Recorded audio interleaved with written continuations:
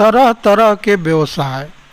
तो जैसा कि आप लोग जानते हैं, हमारे ग्रामीण परिवेश में या शहरी परिवेश में जो लोग काम धंधे करके अपने जीवन का यापन करते हैं उन्हें हम व्यवसाय कहते हैं।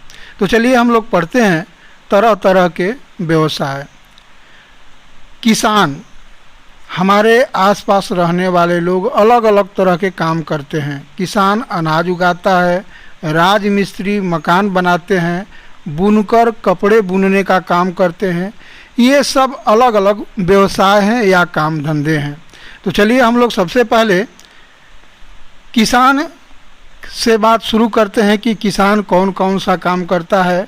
जैसा कि बच्चों आप चित्र में देख रहे हैं, किसान है जो कि खेती का काम करता है, जिससे अनाज पैदा करता है और उस अनाज से अनाज कुछ बेचता है, उसे रुपए पैसे मिलते हैं और अन्य ज़रूरत की सामान है जो कि किसान उस रुपए पैसे से खरीदता है। और जो लोग उससे अनाज खरीदते हैं वे लोग ले जाकर उस अनाज को खाने का काम करते हैं। चलिए अब हम दूसरे चित्र की तरफ बात करते हैं। जैसे दूसरे चित्र हम देख रहे हैं, ये है जो कि बुनकर है, और बुनकर है जो कि कपड़ा बुनने का काम करता है, दर्री बुनता है और उससे जो बुनकर वह बेचता है उसे मार्केट में, और उनसे जो पैसे मिलते हैं वह उससे है जो कि अपने जीवन का यापन करता है। तीसरे हम लोग चलेंगे, ये लोहार है, और लोहार है जो कि जैसा कि चित्र में आप लोग देख रहे हैं लोहे का सामान बनाता है, जैसे हल, कुदाल, फिर है जो कि खुरपी, बाकी या अन्य जितने भी लोहे के सामान हैं वह लोहार भाई बनाते हैं। चलिए अब दूसरे चित्र को हम अध्ययन करते हैं, और ये है जैसे मोची। आप लोग चित्र में जैसा कि देख रहे हैं कि मोची है जो कि हमारे फटे पुराने कपड़े जूते को वह मरम्मत करता है, और उस मरम्मत से जो पैसे वह पाता है उससे अपने जीवन यापन करता है। पहले के जो लोग जूते बनाते थे वह गाय या भैंस के चाम से जूते बनाते थे, और वैसे हमारे पुराने ज़माने में लोग हैं जो कि जूते पहनते हैं। आज है जो कि सारे जूते फैक्ट्रियों में तैयार हो रहे हैं, और वे जो लोग उसको खरीद कर पहनते हैं, और वे जो जूते जब फट जाते हैं तो उसे ले जाते हैं मोची के पास, उसे सील कर वह पुनः पहनने योग्य बनाता है। चलिए लास्ट चित्र की तरफ हम अध्ययन करते हैं कि ये क्या काम करते हैं। जैसे ये राजमिस्त्री है, तो राजमिस्त्री है जो कि ये हमारे घर और मकान को ईंटें से जोड़कर और बनाता है। बदले में जो इसको पैसे मिलते हैं उन पैसों से है जो कि यह अपने घर परिवार या रोजी रोटी का काम चलाता है। चलिए अब हम आगे देखते हैं। तो चलिए पहला प्रश्न है कि आप भी ऐसे 5 और व्यवसायों के नाम लिखिए जो अभी आप पढ़े, चाहे जिन व्यवसायों के विषय में हमने पहले बता चुका है उन व्यवसायों को छोड़कर नए 5 व्यवसायों के नाम बताना है। तो पहला होगा हजामत, जिसको हम लोग नाई कहते हैं, जो हमारे लोगों के बाल और दाढ़ी बनाते हैं। मिट्टी के बर्तन बनाना, जिसे हम कुम्हार कहते हैं। तीसरा होगा कपड़े सीना, यह दर्जी का काम है। जब हम नए कपड़े ले जाते हैं तो उसे काट छांट कर कुर्ता पैजामा या जो भी हो बुशर्ट या पैंट बनाना दर्जी का काम होता है, और वे दर्जी बनाता है। धातु के बर्तन बनाना और उनकी मरम्मत करना, वह काम है जो कि एक ठठेरा करता है। वह जो कि धातु के बर्तन को बनाता है और उनकी मरम्मत करता है। कपड़े बेचने वाला, जिसे हम बजाज भी कहते हैं, जो हमारे गांव घर में भी घूम के कपड़े बेचता है। या आजकल तो कपड़े बेचने की दुकान भी बहुत ज़्यादा हो गई है मार्केट में। तो चलिए अब हम दूसरे प्रश्न को देखते हैं। चलिए हम लोग दूसरे प्रश्न की तरफ चलते हैं। जैसा कि चित्र में आप देख रहे हैं कि कुम्हार है जो कि चाक पर मिट्टी के बर्तन को बना रहा है। इसमें प्रश्न है कि चित्र को देखकर बताइए कि व्यक्ति चित्र में कौन सा कार्य कर रहा है। तो उत्तर होगा कि मिट्टी के बर्तन और खिलौने बना रहा है। आगे है प्रश्न कि इस कार्य को करने वाले को क्या कहते हैं। तो कुम्हार कहते हैं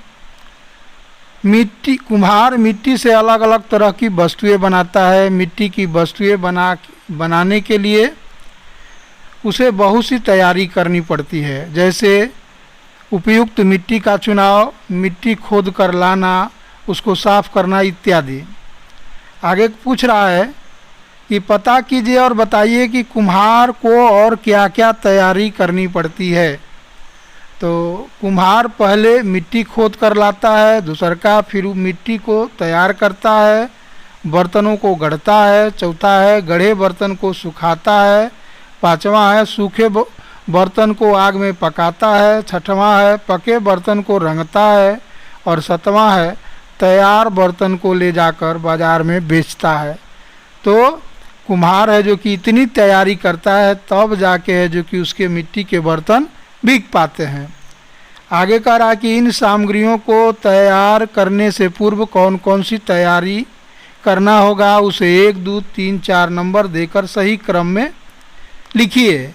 तो पहला जिसे नंबर देंगे मिट्टी खोद कर लाना, दूसरा का नंबर देंगे, देख रहे हैं जैसा कि आपको मैं दिखा रहा हूँ, मिट्टी को तैयार करना, तीसरा का होगा गढ़े बर्तन को सुखाना, चौथा का होगा सूखे बर्तन को आग में पकाना, पांचवा होगा पके बर्तनों को रंग लगाना और छठवां होगा पके बर्तनों को बाज़ार में ले जाकर बेचना। तो चलिए अब हम इसके अगले प्रश्न की तरफ बढ़ते हैं।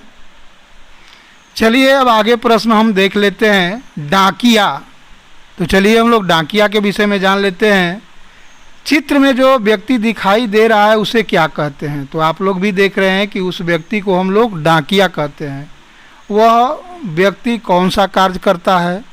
मैंने प्रश्न पूछ रहा है कि डाकिया कौन सा कार्य करता है, तो उत्तर होगा कि डाकिया पत्र और मनी ऑर्डर पहुंचाता है। कह रहा है कि यह व्यक्ति हमें कैसे सहायता पहुंचाता है?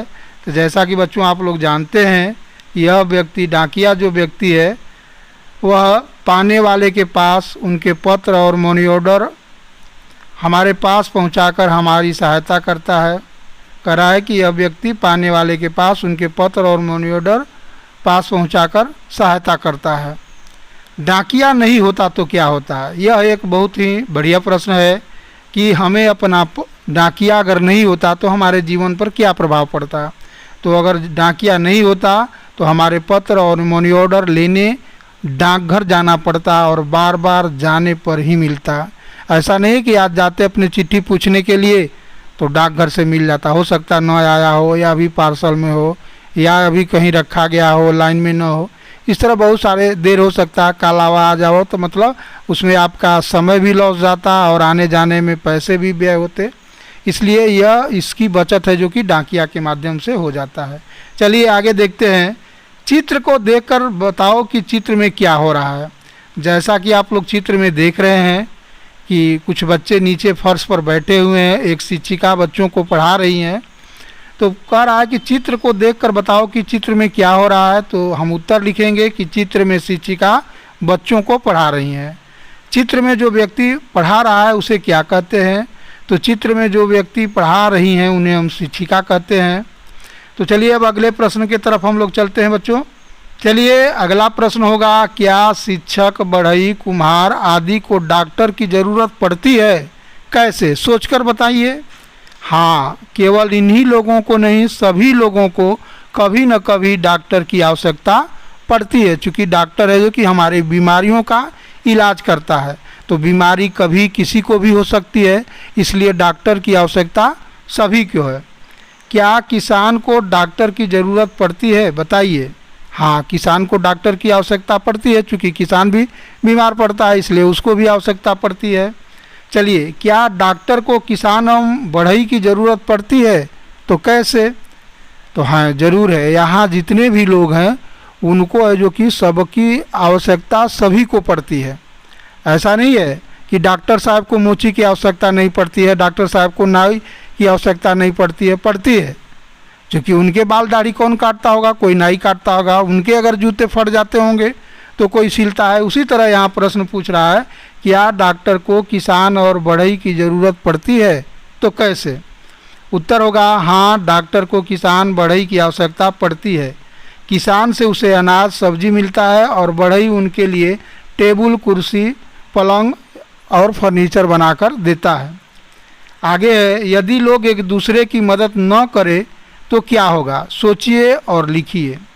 यदि लोग एक दूसरे की मदद न करें तो समाज ही बिखर जाएगा, मनुष्य जंगली और पशुवत हो जाएगा।